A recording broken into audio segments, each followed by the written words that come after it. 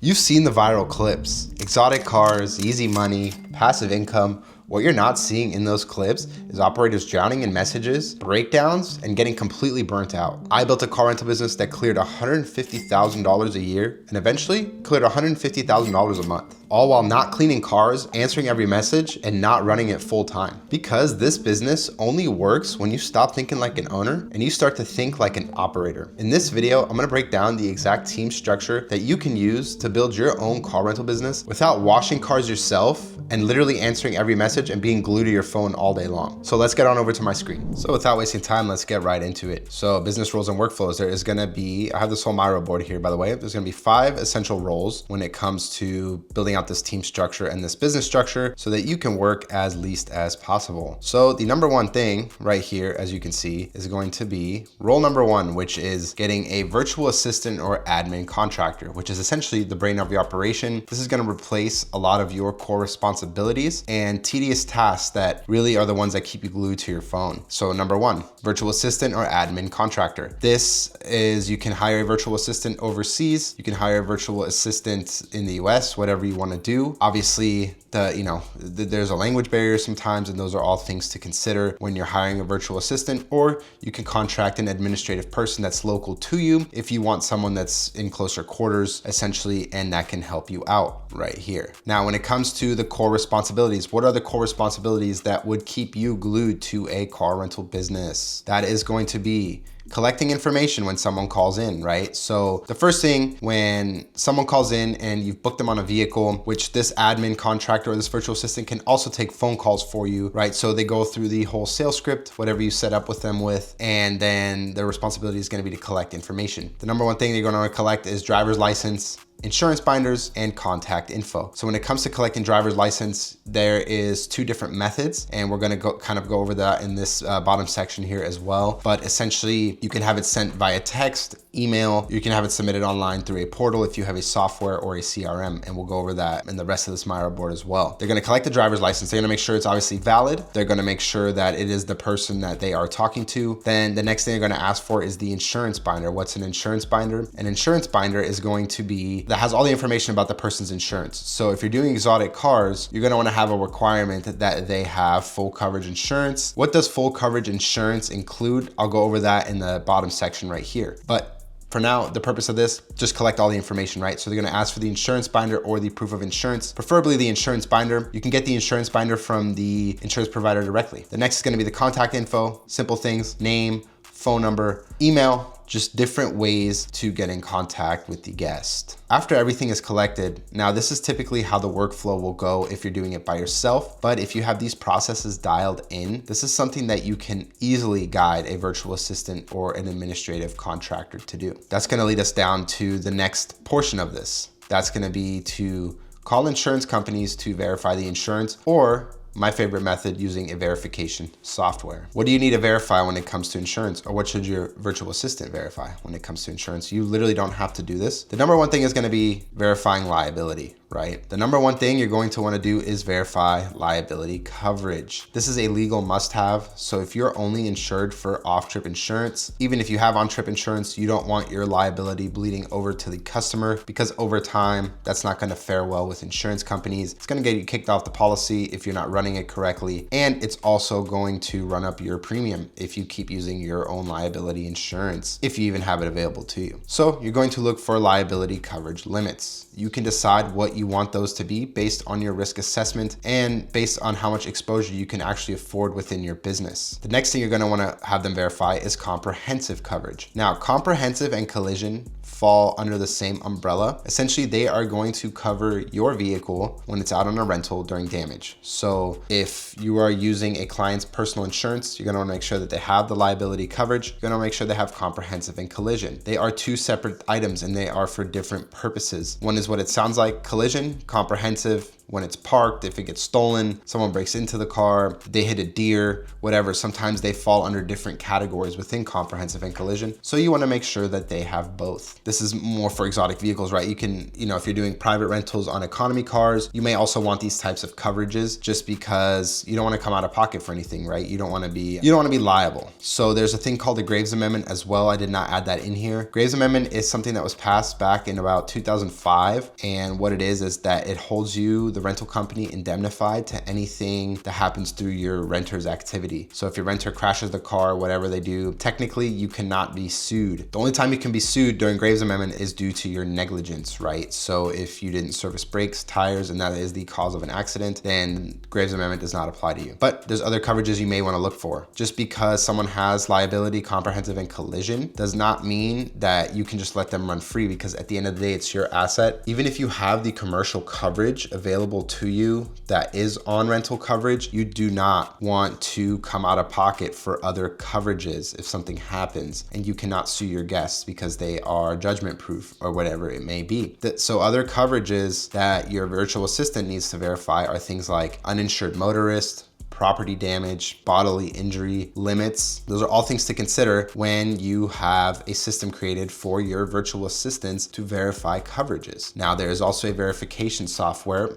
There's one called InsureVerify.ai. Don't have an affiliate link. I just like the software quite a bit, but it verifies things like license, background checks, MVR, which is motor vehicle records, and it pulls a time-stamped recording of insurance verification for you. This service does cost, but if you combine this with a virtual assistant, this is essentially going to be a very hands-off process, and the software will sort of kind of let you know if your renter is qualified based on your qualifications to rent your vehicle. Now, what are some processes that the virtual assistant does after this? So everything is verified, the renter is good to go. Depending on how you have your workflow, they will collect payment for the rental. Payment for the rental is going to secure the renter's rental date. I do not let rentals get reserved without payment because I'm not blocking off vehicles to people who are not serious. Once they pay, even if you have a cancellation policy, the principle behind payment is that they are committed to your rental. And so you can have the virtual assistant collect rental payment. That can be done through your CRM, which I will talk about in another workflow here. And you also want them to collect the security deposit. Now, this is done on the day of the rental, but if you have the proper workflow set up, this is something your virtual assistant can do, right? So all your payment processes are handled. Now it's the day of the rental. They've already done the security deposit, and maybe you take the security deposit ahead of time. I don't know. The next thing is going to be, they're going to send a rental agreement. Sending a rental agreement can be done remotely. This can be done via DocuSign. This can be done via your CRM. No one needs to be present in person. If you want someone present in person, you're doing high-end vehicles, whatever it may be, I would pass this task off to your virtual assistant just because, and we're going to go over other roles here in just a second, but you want to keep focus on administrative tasks to the right people. You don't want to be cross-training people on different tasks. It's going to be very inefficient. It's going to cost you a lot of money, and it's going to cost you a lot of mistakes. So have your virtual assistant send the rental agreement. Your virtual assistant is also responsible for maintaining things like calendars and shared folders. These are obviously digital assets for your business, and these are perfect for virtual assistants to manage. So as bookings come in, they can manage calendars. They can put calendars on the bookings. That way you can see them. That way other roles within your business can see them. And shared folders, which will include things like check and checkout videos. And I'll touch more on that in just a minute. Now, what is the end result after you have hired your virtual assistant and they've done all these tasks? They have officially verified your renters. Your rental payments are all taken care of. They put your renter under contract, which never send a car out without a rental agreement. And they're essentially the whole organization of your business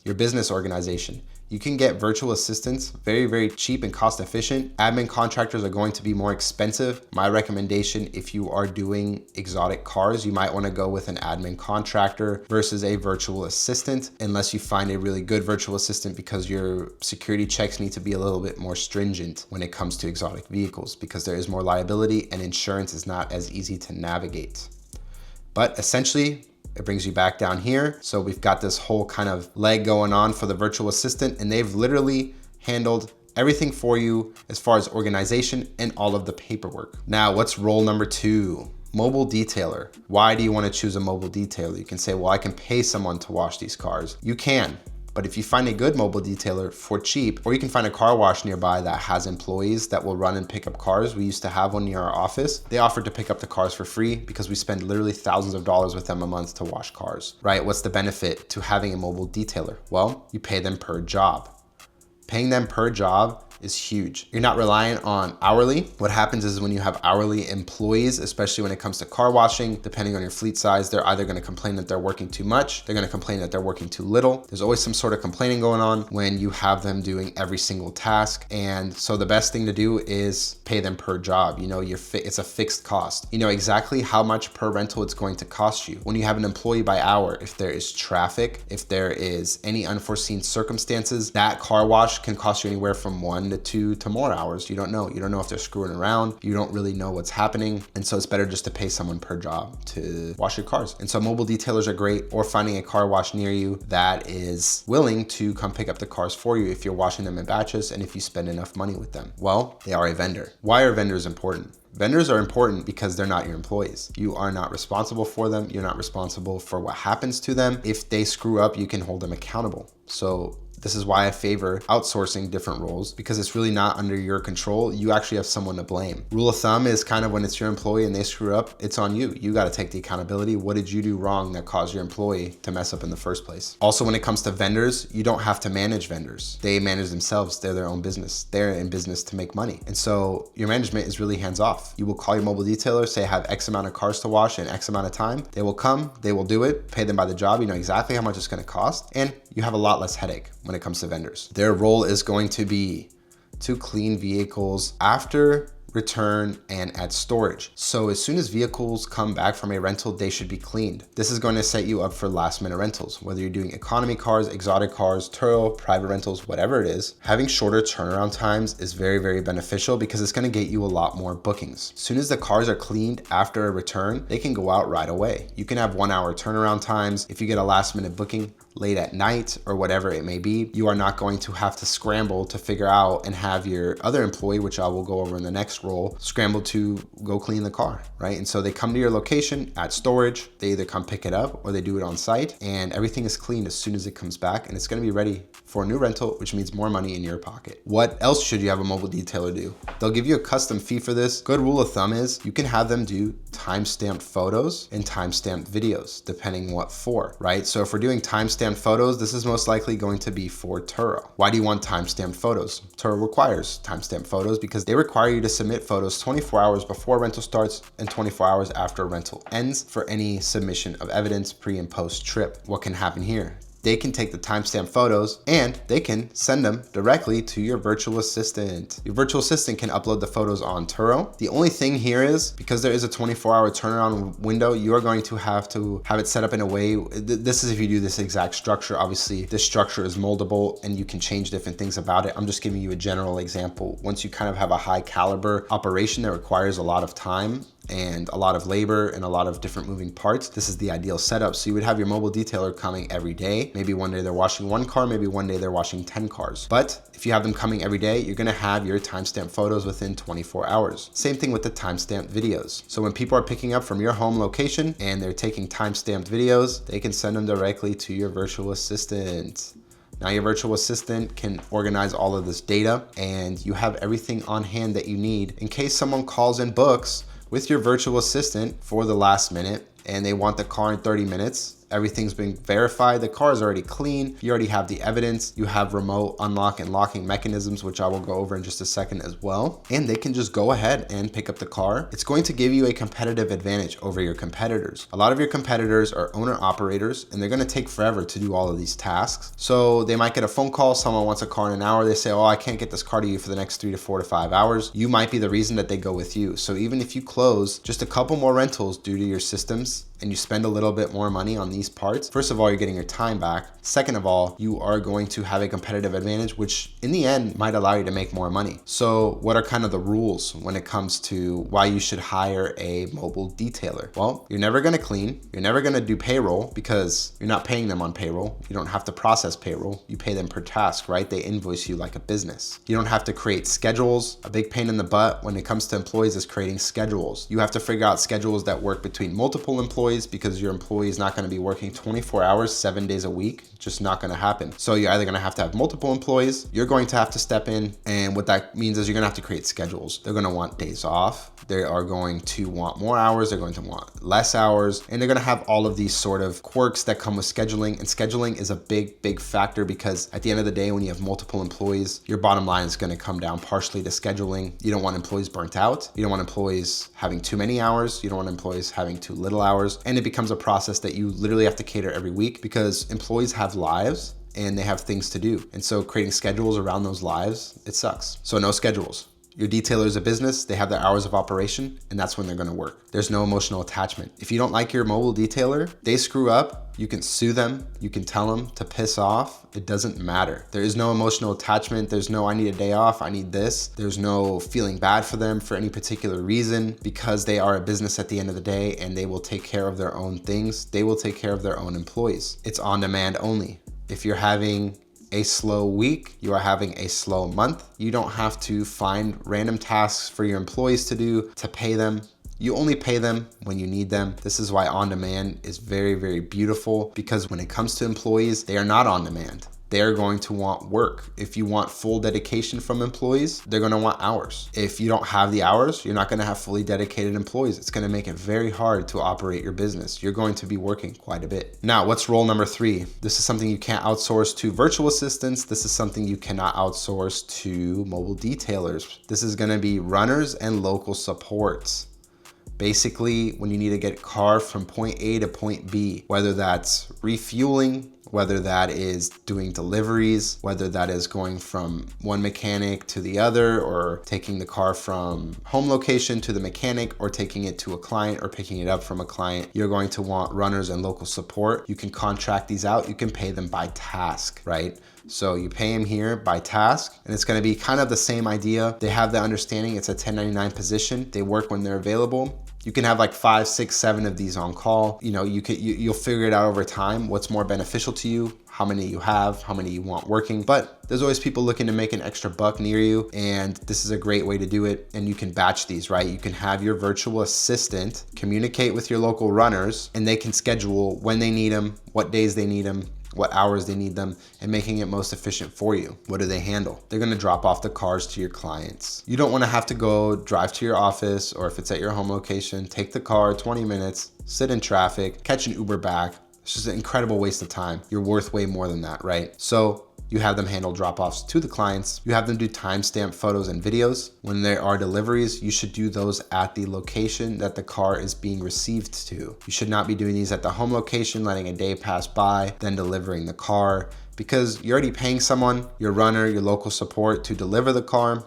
So why not just have them do another timestamp photo and video that they can then send directly over to your virtual assistant to organize. Next thing you want to do is have them pick up the cars, right? If a car is being dropped off, it's got to be picked up at some point in time. So you have your local runner pick up the vehicle, same thing, do a timestamp photo and a timestamped video upon picking up the vehicle and upon arrival back to your office location. That way you know if your local support damaged your vehicle or if it was like that from a rental. They will send all of these over back to your virtual assistant, and they will be coordinated by your virtual assistant via calendar, right? So we have, they're maintaining the calendars, and so they are going to coordinate all of this. Excuse the squiggly lines here. Then you can also have your local runner and support coordinate lockbox coordination. You can have them pay per task because they're going to lock up the keys. They are going to give instructions to the client. When the client gets to the vehicles, they're going to give them the lockbox combination. After they do some verification when the client gets there, if it's at your location, have them take a selfie with their license in front of the car to verify it's actually them picking it up so they can verify that part. And then if you have a tracking system like MoveTrax or a hardwired kill switch type of tracker, usually those have technology to lock and unlock cars remotely. And many manufacturers nowadays also have remote lock and unlock features, right? So you can have your TaskRabbit sort of to say, do these lockbox and remote lock and unlock verifications as well as identity verifications when they get to the vehicle, because they may not be there in person. If it's at your home location, you're doing it after hours, whatever it may be. Same thing upon return. When the vehicle gets returned, they will coordinate these remote lock and unlock situations, and you can pay them per task to do this as well. Maybe it's part of a weekly pay,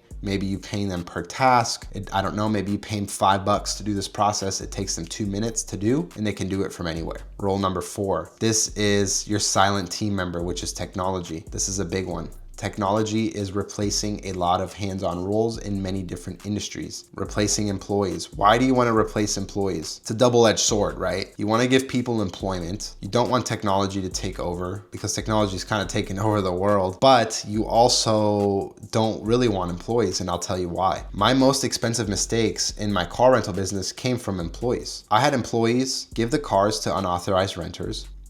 They're not following procedure. When you have someone like a virtual assistant checking in with your runner and local support, your virtual assistant is gonna know everything step by step, and they're gonna operate to that level. They can coordinate, they can make sure identities are verified along with your local support as well. Replacing employees. You don't want employees as much as possible. Do not get employees. Employees are so dangerous to a lot of businesses. Obviously, you need them to grow. It is a double-edged sword. My most expensive ever mistakes, and I take full accountability because I was managing them, but they were employees. I've had employees give keys to unauthorized drivers. We had a Lamborghini Huracan Spider get essentially in a really bad accident. The employee gave the key to someone he actually knew was not supposed to drive the vehicle. It was a friend of the renter that he personally knew as well, which made it even worse. And he gave him the keys, and the guy crashed the car in the rain, spun it out. Guess who had to pay for that? We paid for that out of pocket because that person was not insured. It's a really long story, but what I'm getting at is the employee screwed it up. 2 weeks later, another employee, we had off-trip coverage on our vehicle. My employee asked me, hey, can I take the M4 Competition convertible's brand new $100,000 car? Can I take it to the soccer game tonight? I said, absolutely not. Take it to the car wash. It has a rental in the morning. Take it to the car wash, bring it back to the garage immediately. There's a 1 mile difference between the two. What happens? He slides the car out. I didn't check the tracker. He takes it to the soccer game. It was pouring rain again. He spun it out on the freeway. Guess who paid for the M4?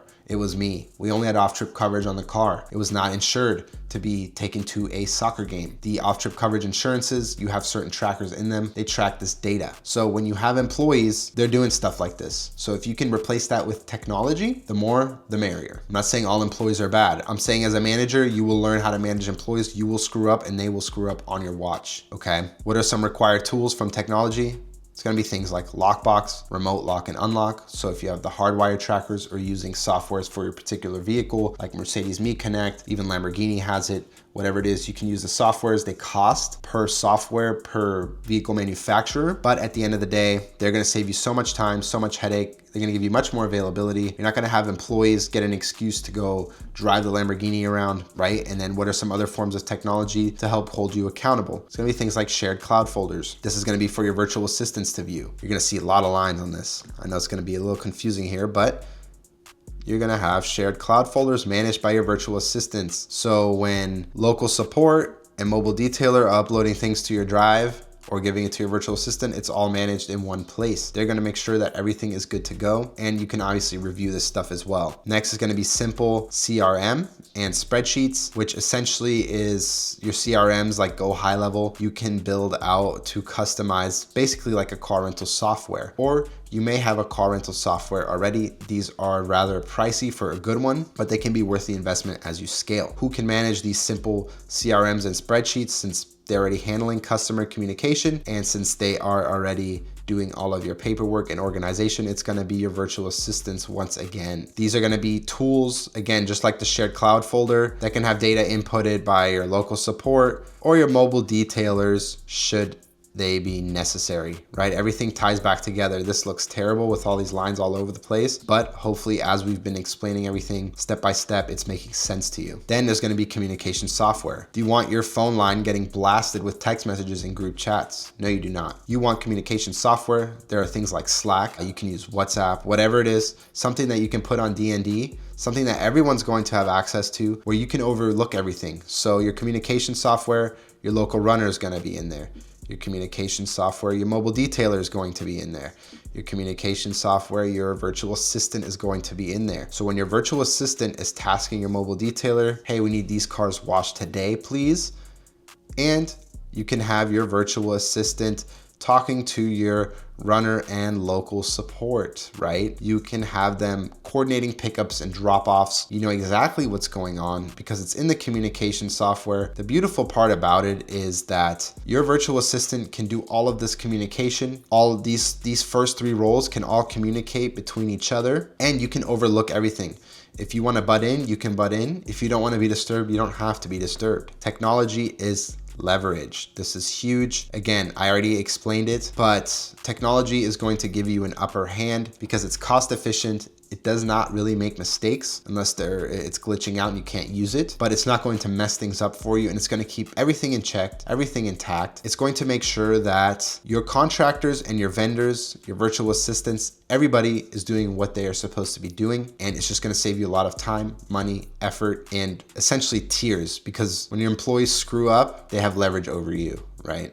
Your employees does not equal leverage. Technology equals leverage. Now we're gonna get into the final role. You're gonna be like, well, this is not a role. This has nothing to do with anything. This is your documentation systems, which is essentially your risk management, which is gonna be the bread and butter of your business. I don't care how well you run everything. I don't care how many rentals you get. I don't care how much volume you're doing. I don't care the types of cars that you're renting out. If your documentation systems are not bulletproof, you're gonna lose. You could have an incredibly profitable 1 to 2 years. In year 3, things start going sideways and you didn't properly have the risk management through your documentation systems, and you can lose a lot of money very quickly. It's not a person, it is a process, right? It's not technology, it's not a tangible thing. It is a process that must be followed by all of your other roles. Your technology must be integrated with your documentation systems. They are part of your documentation systems.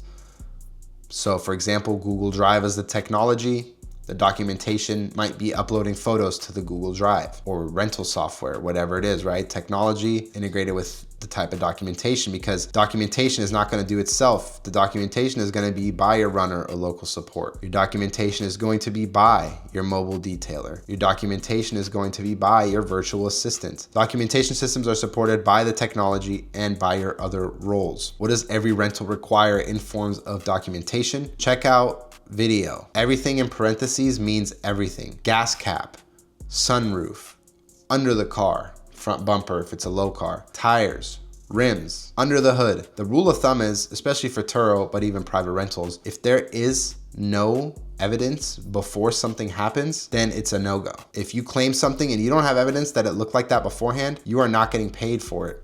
You may, but you should assume you're not, because if someone, let's say they smash the sunroof, something falls on it, you don't have documentation of the sunroof before, how do you actually know that it happened during the rental? How do you know it didn't happen in your garage? How do you know someone didn't come in and vandalize it? How do you know a pipe didn't fall and hit the thing and someone took the pipe out before you saw it because they don't want to pay for your car? Whatever it is, you got to have a video of it beforehand. If you are doing a smoking claim, a cleaning claim, anything, whether it's private or Turo, how do you know that there wasn't a blunt already in the door? How do you know that there was no ash underneath the seat, on the little carpet, on the floor mat? You don't, because you don't have evidence of it. So you need evidence of everything before. Same thing with the check-in video. Every single rental needs a check-in video when it comes back, whether there is damage or not. You need your check-in videos to go into your Google Drives or whatever your shared systems are, because when it comes to these check-in videos, they are very, very important. You need to check everything over. Your virtual assistants, maybe your runner or your mobile detailer didn't catch damage. Now your virtual assistant at the end of the day can check the check-in video, and they can compare the checkout video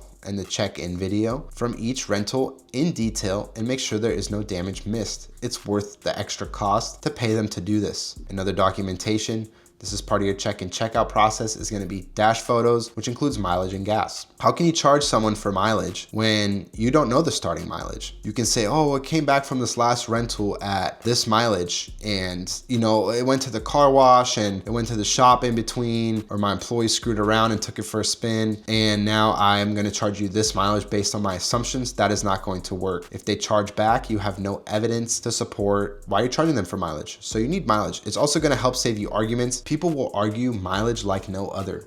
If it's economy cars, especially exotic cars, people will think that they did not drive a lot. I've had people go 300 miles over, literally drive 400 miles in a day, and they don't even think that they went over 100 miles. Don't know how that's possible. Maybe they're lying, but it seems like people genuinely think they don't drive a lot. When they're having fun in a car, the mileage goes out the window to them. They think that they're not driving a lot when they are driving a lot. So you need a before and after. If they're before and after timestamp, there is no argument. You present the evidence, and 9 times out of 10, they will just admit defeat and they will go ahead and pay you. Same thing with gas. Not as crucial if you're doing high ticket, but it adds up over time. If you're doing economy cars and you're renting them for 40 bucks, 50 bucks a day, and you get a 2-day rental, it's 80 bucks, and now you have to pay 60, 70 in gas, there goes all your money. So after you pay your detailer and everything, right, and those might be lost leaders renting them on short term, but at the end of the day, you need the evidence, you need to know what's happening with gas and mileage. All of this should also be recorded in spreadsheets. So you have your gas, mileage, your documentation, right? The technology is gonna be the CRM or the spreadsheet. So it's gonna hop over here, it's input here. The technology behind that is going to be the CRM or the spreadsheet or your software. So it's going to hop right over here. These connect.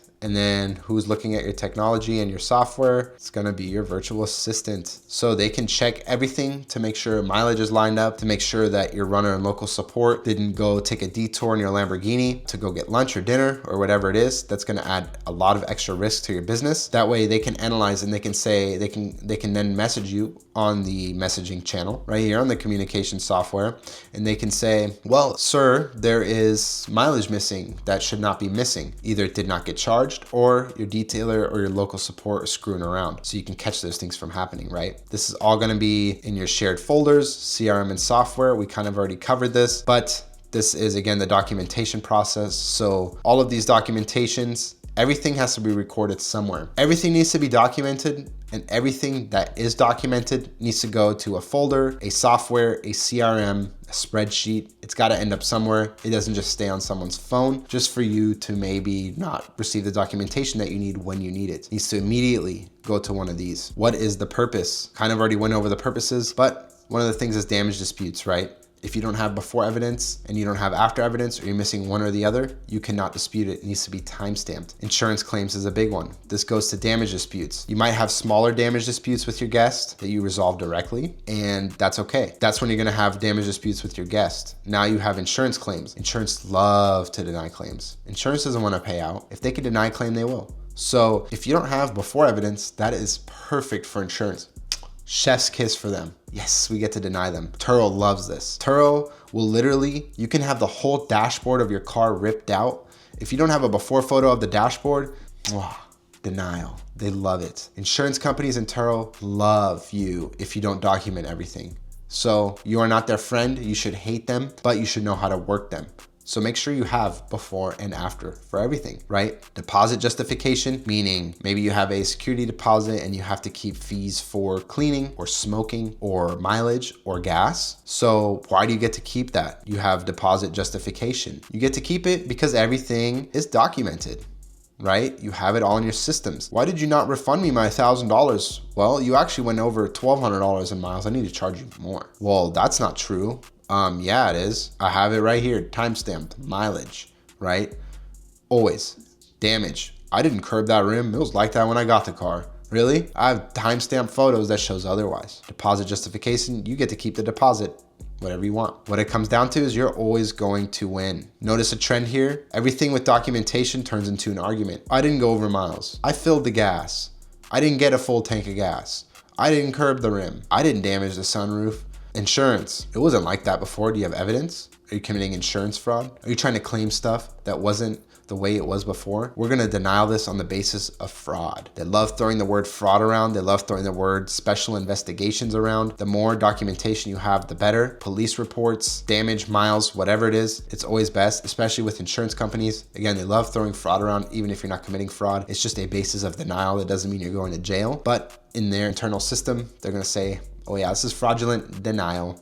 They love that. So at the end of the day, you will never lose an argument if you have all of the proper documentation. This is a huge part of your business. When it comes to the fundamentals of your business, the most important things are going to be documentation of everything and over here, verification of everything. If you have properly verified license, insurance, identity, background checks, all of that is done to a T, You have a good rental agreement, meaning your virtual assistant is literally carrying this. So make sure you get a good one, or your administrative contractor if you spend a little more money for someone that's local. And all of that is tied in with these documentation processes. You are golden. You will make so much money, it's not even funny, right? Because even you can make mistakes here if you're in a rush. Because if you are cleaning the car, if you are doing deliveries, if you are updating your software with all the information, if you're doing all the documentation, there's gonna be room for error. You're gonna screw up somewhere. So if you screw up here, or if you screw up over here, you're cooked. How will you screw up on roll 1 and roll 5? By not outsourcing and taking advantage of roll 2, 3, and 4. Roll 1 and 5 are just support systems, right? They may be the backbone of your business, but you will get stuck in roll 2, which is washing cars, doing videos. Roll 3, which is delivering cars, communicating with clients for lock boxes, things like that. And number 4, not using technology, scrapping through data on your phone, not having everything organized. Maybe you deleted a video, a photo, maybe you didn't keep proper track of spreadsheets, and you're losing money in a lot of places. So I know this board got kind of messy, but this is the ideal workflow if you want to have the hands-off business. If that whole structure, I know it was kind of a lot to take in, but if the structure actually made sense to you and now you're thinking, okay, but how do I actually start this? I made a full step-by-step video breaking down how you can start your own car rental or exotic car rental business in 2026. It's sitting on the screen right now. If you're serious about starting this business and you're wanting to avoid the mistakes that most people make very early on in the business, click that video on the screen and watch it all the way through. Thank you again for watching this video. Don't forget to like, subscribe, and comment with any questions that you may have. And again, if you want to start this on your own, check out the video on screen. Guarantee you're going to get a lot of valuable information.